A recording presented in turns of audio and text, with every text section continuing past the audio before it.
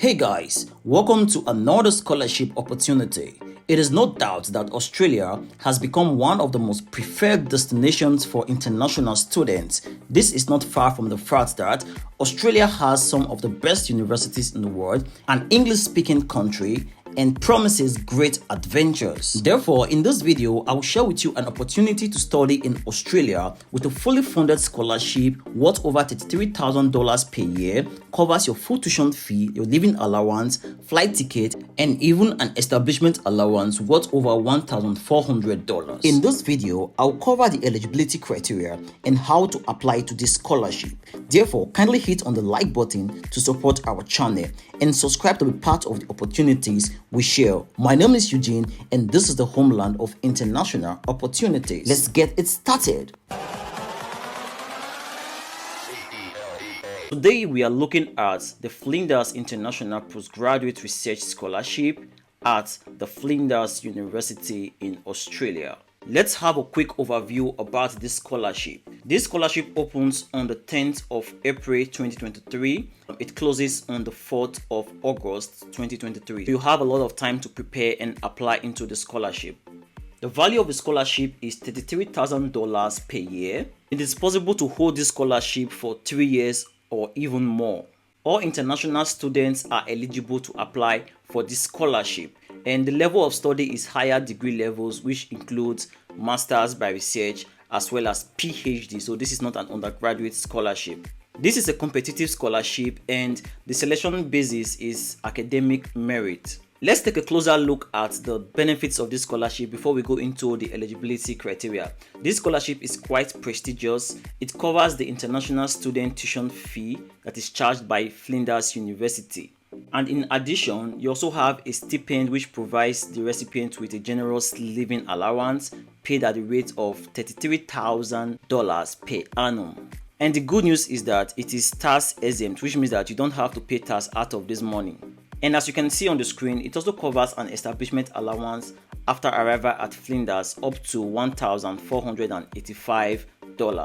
This is to cater for your relocation cost and airfare tickets. One thing you need to do is to make sure you keep all the receipts you spent for these expenses, because you have to provide them before you are going to be reimbursed. Right now, let's take a look at the eligibility criteria. For you to be eligible, you can be from any part of this world except New Zealand, and also you should not hold an Australian citizenship. You are eligible to apply if you intend to commence a full-time study for a higher degree by research in Australia for the first time, or even if you are already studying, you can also apply for this scholarship. You should also make sure to enroll in area of research concentration in this university, so be sure to check that out. And lastly, and most importantly, make sure to satisfy all the entry requirements for higher degree by research, including the English proficiency. Right here, there is a link to check the English language proficiency requirement. Let's click on that and let's check it out. I'm happy to inform you that if your first language is English or your previous university degree was taught in English, then you are exempted from submitting official test scores like IELTS or TOEFL. Hey guys, we have come to a very important moment in this video, which is how to apply to this scholarship. At this point, do hit the like button if you haven't. So to apply to this scholarship is in two ways. First, you have to apply for admission, and thereafter you can come over to apply for the scholarship. I'm going to take it step by step. First, we start with how to apply for admission, and in this I'm going to cover how to search for the courses that are eligible and also how to apply for admission. And let's get into that. What you want to do is to click on the link right here to start off. The link to the main page, which is this very page, is going to be in the description box and you can check it out. So I'm going to click on this link right now and it takes us to this new page. Right on this page, you can see the different steps to apply for admission, up to 6 steps right here. But before we look at these steps, let's take a look at how to search for the eligible courses.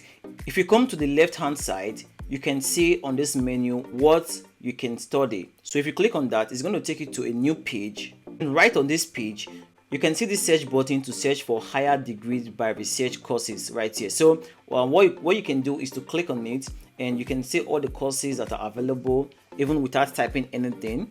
You can just scroll down on it, especially if you're using your desktop or your computer, and you can see all the courses for doctoral courses, as well as the master's courses right here by research. So what you want to do is to click on any of these courses and it will take you to the course page. Another option is to come down on this page, and when you are down right here you can see higher degree by research courses. Then for PhD you can see the research areas that are important, and then if you come down, if you're interested in masters, then you can also see masters by research. If you click on the drop down menu, you can see the areas or the courses that are eligible for masters by research. You can click on any of these buttons to learn more about these courses. You have masters of arts, masters of business, you have master of clinical education, you have master of engineering, you have master of health and clinical research, master of law, you have master of science, as well as master of surgery. You can click on one of these to learn more about the admission requirements. So for example, we can click on master of science, and right here you can see an overview. You can also see the admission requirement, the aims. So this will guide you on what to expect. Okay guys, right now let's go through the steps to apply for admission. Remember I said you have to apply for admission and then you apply for the scholarship. Right now we are looking at application for admission, and you can see on the screen they have stated that some countries require you to apply through an education agent. So you will be notified if this is your case when you register to apply online for a particular course. So you can also check out the list of agents through this link. However, before you apply directly online or through an agent, make sure you have prepared all the required documents. And the first step is to make sure you confirm your eligibility. If you click on this link, then you can confirm your eligibility if you meet all the eligibility requirements. The second step is to confirm if an academic staff member has agreed to supervise your project. So this is very, very important. You must make sure you reach out to prospective supervisors. They have to accept to supervise you before you can go ahead to apply for admission or even the scholarship. To do this, you have to click on the link showing on the step 2, and it's going to take you to this page where you can find a supervisor. So this is find a research supervisor page.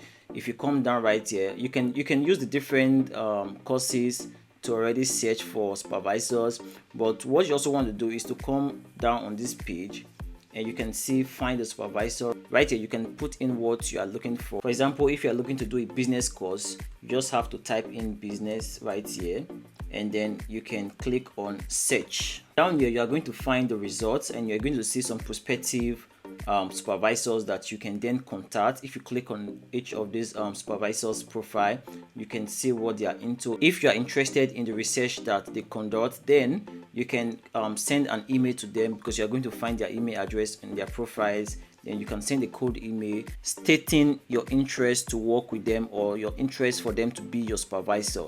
So this is what you can do to get a supervisor that you are going to include in your application process. For the step 2, you have to present a confirmation email from the proposed supervisor, and then you are good to go. Then for step 3, you have to prepare a research project outline, and you can click on this link to learn more about this. For step 4, you have to prepare a research experience statement. You can also click on the link to learn more about this. Step 5, you have to prepare your academic transcript as well as every other additional document as stated in step 6. There are some additional documents that you might need to provide depending on the course of study. So once you have that covered, you can come down on this page and click on apply online. Once you start the application process online, you register on the online portal and try to apply. If you are told to apply through an agent, then you have to come back to this link right here. You can see find an agent in your country. You can click on this link. Let's do that right now. So I'm going to click on this link, and on this new page you can see the list of agents you can that you can apply through. What you have to do is to type in your address right here, or you can just put in your country. For that, I just typed Nigeria, and then I can click on the search button, and then you are going to get some agents in your country that are around you. So right here you can see for those in Nigeria, some agents in Abuja, and right here, so you can contact them. There's a phone number, you can give a call or you can send an email, and then you are good to go. But hopefully you can apply online without needing an agent to apply for you. You can do this all by yourself. So guys, let's assume that we have applied for admission and now we have a student ID. We cannot go ahead to apply for this scholarship. You should make sure you do that before the deadline, which is 4th of August 2023. And the steps to do that is stated right here. You can see first of all, you have to click this link to activate your account. And to activate your account, you will be asked to provide your student ID. If I click on this link, I'm going to go into this page, and right here you can see activate your Flinders account. And what you can do is to use your student ID. So what information do you have? You have your student ID, then you can click on student ID and activate your account with your student ID. Thereafter, you can continue with these steps. You can see right here, once you have activated your account, you will receive a Flinders authentication name. You can then submit your application for the International HDRO Scholarship Group. So you can see the steps right here. You have to log into your OKTA dashboard via the quick link on the Flinders website. Once you are logged in, select Student System, then click on My Scholarship tab. You have to create a new scholarship application button. Thereafter, you have to select 2023 from the search, and then you will see International ROHD Scholarship Group, and then you can click on that to submit your application for this scholarship. Down on this page, you can see right here you have an email address. If you have any inquiries, if you have any questions about the scholarship, then you can send an email to this scholarship body. Remember, I am Eugene Brown and I am not an agent or part of this university. I'm only doing my best to share important information that will help you achieve your dreams to study abroad. To close this video, if you go up on this page, you are going to find some important information and documents that can support your scholarship application. Right here, you can find application information. And you can see all applicants are required to read the application guidelines provided below before submitting an application. And they have stated that incomplete applications will not be accepted. We already talked about research supervisors, so it is important for you to make contact with the supervisor. There's also a link right here on the first page. It is also very important to include publications if you have them in your application. So they have stated that you have to include up to 5 publications to compete in this scholarship. They have also stated that applicants with no publications are likely not to be competitive. As earlier discussed, you also need your academic transcript and you also need a research proposal. The research proposal should be approximately 500 words in length. You also need academic referee reports, and you can read up this part to know how to go about that.